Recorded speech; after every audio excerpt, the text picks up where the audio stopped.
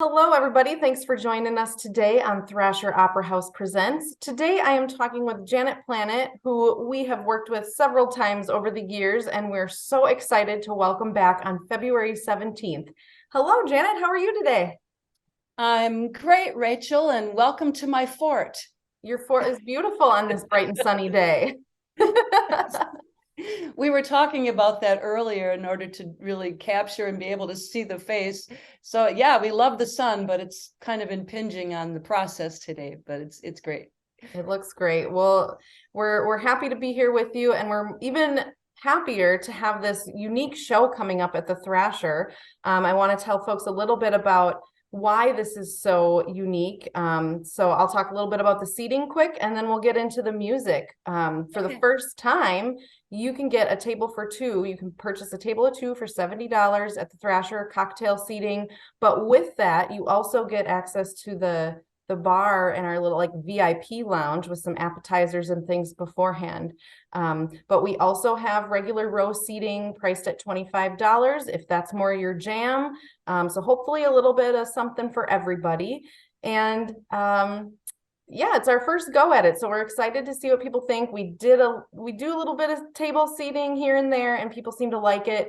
So we thought, well, what the heck? Why not try it for this Valentine's weekend show that Janet Planet's doing called A Time for Love. So, all right, take it away. Tell us about this awesome show you guys are doing. Well, first off, I would like to just, I guess, give you kudos for setting it up the way that you're doing it with the cocktail tables, and I'll tell you why quickly. I've performed in New York several times, and it's one of those types of situations that I've always wanted to try to recreate in our area, where it's not really a club where, the music is wallpaper, and it's not really a, sitting on your hands in a row performance, which is all good, but it's somewhere in between. Right. Where there's some little bit of socializing, hopefully not during the concert, but it's just a warmer and more casual feeling. And so I'm so happy that you're doing that. So thank you. Yeah. The music of Johnny Mandel. This was actually not my idea or my husband's, who will be involved in it. My husband, Tom Washatka, plays wonderful saxophone, and he'll be covering that instrument and maybe another in this concert. The idea came from an old college buddy of Tom's. His name is Mark Wilhelms, who lived in Chicago for many, many years, and he was in marketing. And I think he even was in marketing for Windham Hill Records back in the day. And so he's a musician, but also a wonderful marketing person. Like, who doesn't need marketing, right? That's why we're here. But he's also a crazy good player, in my opinion. Okay, so during COVID, I happened on, a YouTube video of Mark Wilhelms. His nickname is Willie, playing piano. He had a little camera on the end of his piano and just was playing holiday standards. And I just like, wow, he's just so deep. He's very, very passionate player. Okay. He has jazz elements, but what I really like about his playing is he's very dynamic and passionate in his playing. Okay. Because that's the kind of singer I feel that I am. Loud and soft. It's a good match. A good match. Exactly. So, all right. So Mark Wilhelms called Tom and I up and said, hey, how would you like to do a project of Johnny Mandel music? The music is just amazing. There's nothing like it. It's just got all the elements. It's got the harmonies. It's got the melodies, the lyric. It's an awesome. We're like, okay, yeah. Sure. Yeah. Sign us up. Yeah. And that was during COVID. Yeah, we have nothing else to do. Well, and we have a studio and all of that, recording studio. So anyway, so what happened after that is very, very interesting. Tom and I had been scheduled to tour London in 2020. And we were going to be doing a whole different show of Nancy Wilson and Cannonball Adderley reimagining that classic jazz album. We were all booked and ready to go, and COVID shut it down. I mean, we had the rooms, we had the tour, we had Oh the man. flights, everything. Oh. All right, so we put that aside. And then when we got the call from Willie, we were excited about the music again, something that gets your creative juices going. Yeah. I, by the way, have recorded Mandel's music in other projects, but this is like exclusively his. All right, so when COVID was lightening up a bit, I happened to call the promoter from the London situation and said, hey, we're going to be in London. Just there, I'd like to meet for lunch or whatever. And oh, and by the way, we're doing this Johnny Mandel project. And I just offhandedly mentioned that. Sure. The next thing you know, I get an email from him. You shall play at the London Jazz Fest and you shall do the Johnny Mandel book. And it's like, oh, okay. Well, that's wonderful. All right. So why do I tell that story? Because if it wasn't for Mark Wilhelms, we would not have had this book of music started. Mm-hmm. Okay. So we did perform for the London Jazz Festival. Unfortunately, Mark did not join us, and that had nothing to do with our choice. I'll just put it that way. But it was a fabulous experience. Fabulous. We worked with London musicians and everybody. It just was like, people have been asking me, how was the trip? I said, flawless. And it truly was. So we'll be going back, and maybe with Willie. All right. So now, fresh off of that wonderful experience, now we started rehearsals again with Willie and his vision of how this music needs to be presented. And that's where I get very excited, because how is it going to be different than what you've seen with Janet Planet? I think his vision ultimately is to have a presentation, with lighting and segues and things of that sort, maybe some information. The music speaks for itself. Right. And arrangements. Now, in this particular performance, it will be kind of a pared down, well, not pared down, it'll be wonderful.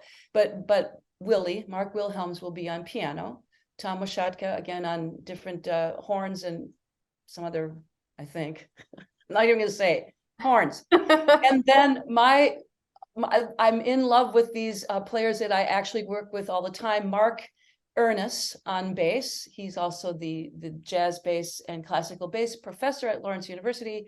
And then Ryan Korb on percussion and drum set, who works at Lawrence University and I absolutely adore him. So this will be the musical configuration. Cool. So it's very romantic music, very lyric oriented. Sure. And I could go on. So if you have a question along the way, please feel free to interrupt me, because I will go and go. Okay. Well, I think for what I want to point out the most is for folks looking for a good Valentine's weekend activity, this is it. You kind of get a little bit of everything. You get the date night atmosphere, you get the special, unique setting, you get the appetizers beforehand, and then you get this wonderful, it's not just the music, but this whole evening of entertainment up on the stage. And we're excited. I think this is the first time you're performing it in the States. We'll be at the Thrasher. Is that correct? Well, it's the first time with this particular concept. Sure. Prior to leaving for London, we did do two performances for this wonderful I don't know, business or promotional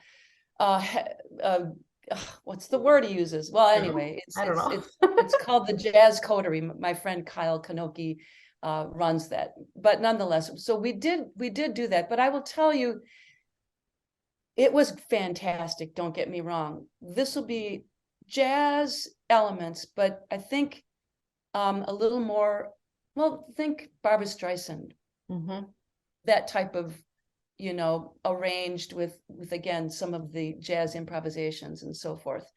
Yeah, so I wish I could be clearer. Well, sometimes you can't put it into words. That's what I've learned. Like so many artists cross different genres. And so when you're asked to describe something in like a sentence, you just can't do it. What I say is you just got to come out and experience it. And that's what I'm going to encourage our audience members to do is come out and experience it. February 17th at the Thrasher Opera House.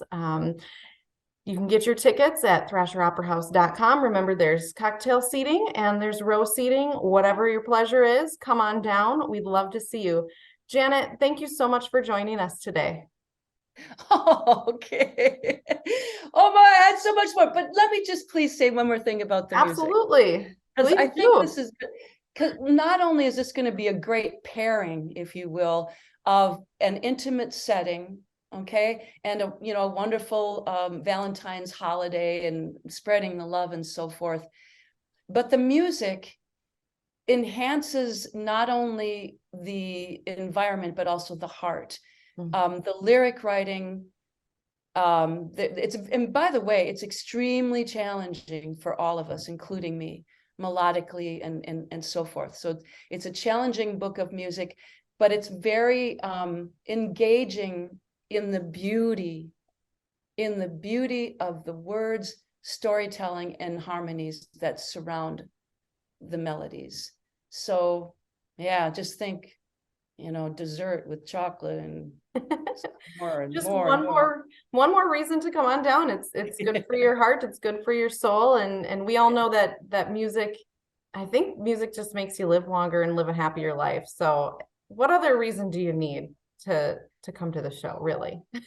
We've got it all. Absolutely right. Yeah, you nailed it, Rachel. Seriously. So yeah. Well, we are looking forward to seeing you again. I should count it up. I'll let you know when you get here how many times you've performed at Thrasher, because it's been quite a few. I mean, since I've been there 7 years, and I think we've seen you probably 7 or 8 times. So just looking forward. And it's been a few years since I've been on that stage. Yes. That's for sure. So it'll be great to be back in that environment. We absolutely adore it. And all the piano players that I've been joined on stage with love that piano. So that Steinway is something else, isn't it? Yes, it is. All right. All right. Thank you, Janet. And we look forward to seeing everybody on February 17th. Thank you, Rachel.